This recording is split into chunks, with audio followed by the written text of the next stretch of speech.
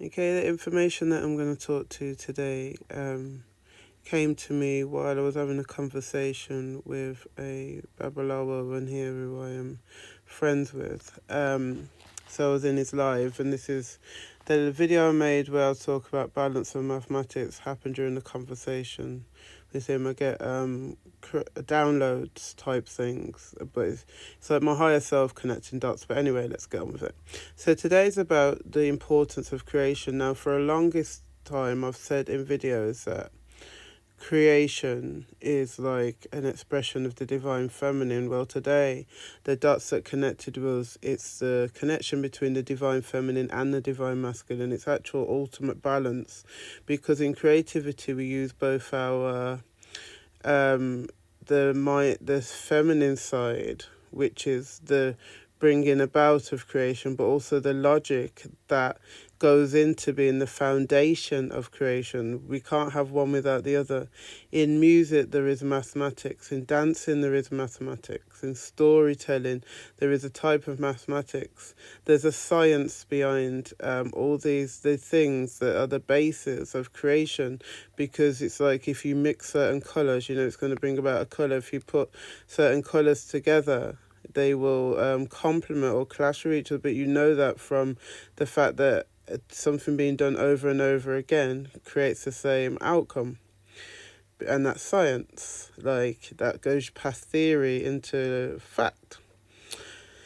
So it balances creation and creativity, balance out the divine feminine masculine, the right brain and the left brain. So when we're in creation, when we're doing something creative, we are actually in balance. And that's why a lot of people will say, well, if you're feeling out of balance, dance or sing or write a poem or anything, because even in a poem, the timing of the poem contains both mathematics and then the creative energy of the divine feminine.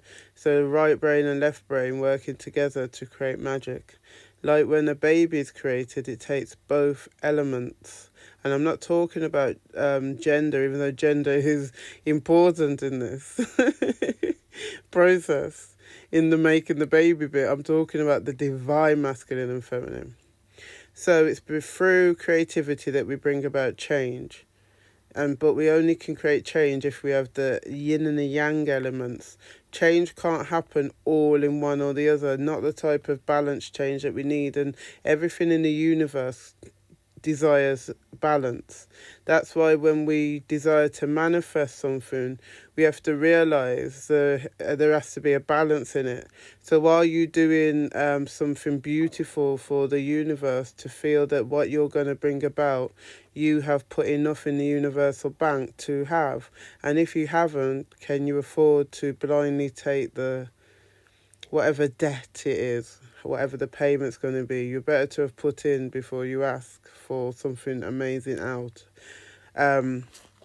So some of the most genius looking creative things look chaotic, but are powerful, because there's an order in the chaos. So after the chaos comes the order.